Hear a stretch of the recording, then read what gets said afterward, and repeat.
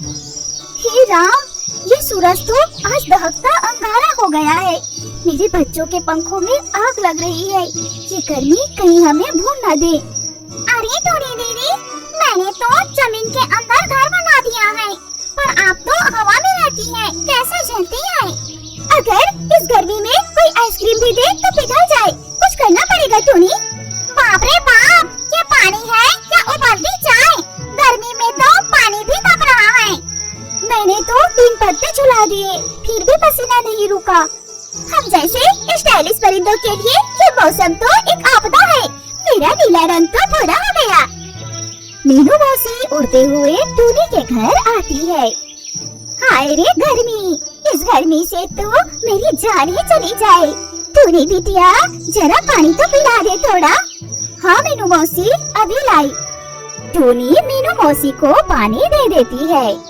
अरे बाप रे बाप, क्या गर्मी है। अगर कुछ नहीं किया तो हम तो तंदूर बन जाएंगे। अब नहीं सहा जाता मीनू मौसी। कल मेरे बच्चों ने कहा, माँ हमें फ्रिज में रख दो। बताओ भला, जंगल में फ्रिज कहाँ से लाऊं? बेटी, हमें ठंडक नहीं चाहिए, हमें तो जुगाड़ चाहिए। मीनू मौसी, आपने तो मेरी सोच को चिंगारी भेजी।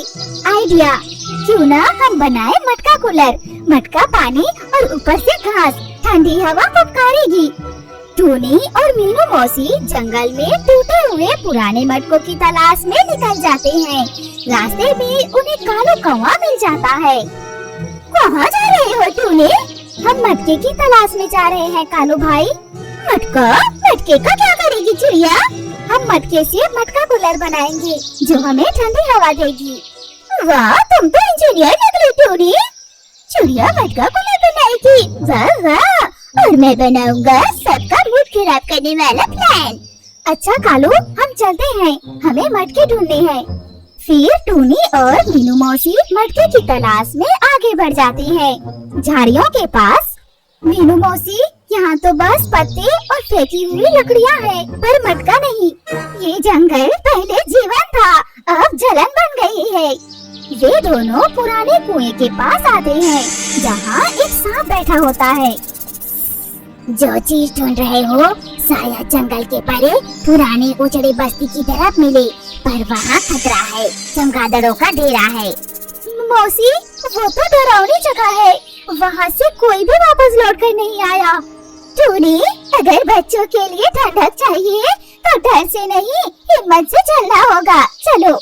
फिर दोनों उस डरावनी टूटे बस्ती की ओर चले जाते हैं। वो रहा मीनू मौसी, लेकिन इसमें तो दरारें हैं, ये नहीं चलेगा। पर रुको, वहाँ झाड़ियों के पीछे एक और मटका है। वे झाड़ियों में जाते हैं, अंत में उन्हें एक मजबूत पुराना मटका मिल जाता है। मीनू मौसी, ये तो एकदम मजबूत और मोटा मटका है, लेकिन ये तो बहुत पुराना है। लगता है इसमें चूहे भी रह चुके हैं। अरे चूहे रह गया, कोई बात नहीं, अब तो ठंडक रहेगी इसमें। अब यही बनेगा हमारा मटका कूलर। फिर वे दोनों मटके को घर ले आते हैं और उसमें घास लपेटकर और पानी डालकर मटका कूलर तैयार कर लेते हैं। तभी रानी कबूतरी वहाँ आ जाती है। हमारा मटका कूलर तैयार है, अब कोई गर्मी नहीं लगेगी। ओहो, तुम तो डिजाइनर निकली टोनी। जंगल फैशन शो में भाग लेती तो इनाम जीत जाती। कूलर है रानी, कॉस्ट्यूम नहीं। वैसे अगर काम कर गया तो शो में लेकर जरूर जाऊंगी।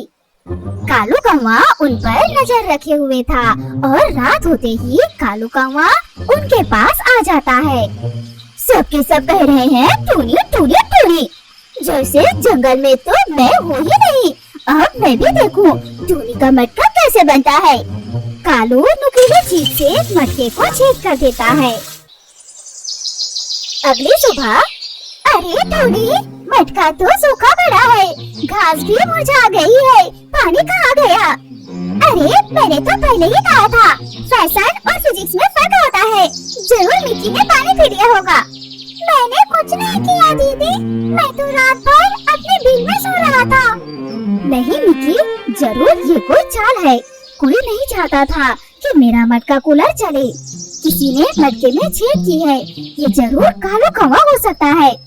फिर सभी मिलकर कालू कौवे की करतूतों की सबूत ढूंढने लगते हैं।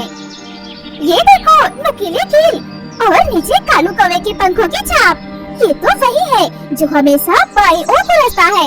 अब पकड़ा गया कालू। बेटी, सच्चाई तभी चमकती है जब वो सबके सामने लाया जाए। ले चलो उसे राजा की दरबार में। फिर उल्लू राजा के दरबार में सभी चिड़िया इकट्ठा होते हैं। टोनी, क्या बात है? तुमने हमें इस आपात बैठक के लिए क्यों बुलाया है? महाराज, मेरा मटका कूलर को किसी ने नुकसान पहुंचाया है और वो कोई और नहीं कालू कौवा है। नहीं नहीं, मैंने कुछ नहीं किया।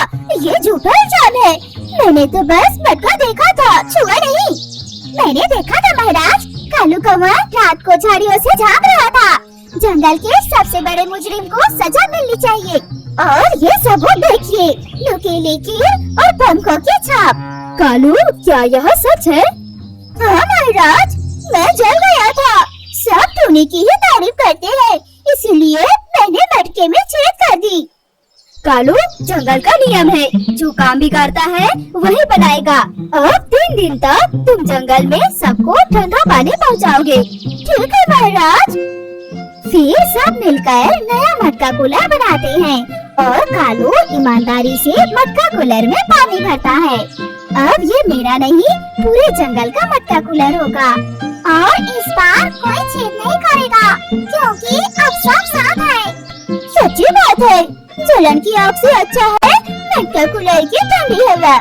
जिस जंगल में सब मिलकर काम करे, वहाँ गर्मी भी हार जाती है। और मेरे प्यारे दोस्तों, अगर आपको हमारा वीडियो अच्छा लगा तो please like, share, comment, subscribe जरूर करिएगा। आपका धन्यवाद।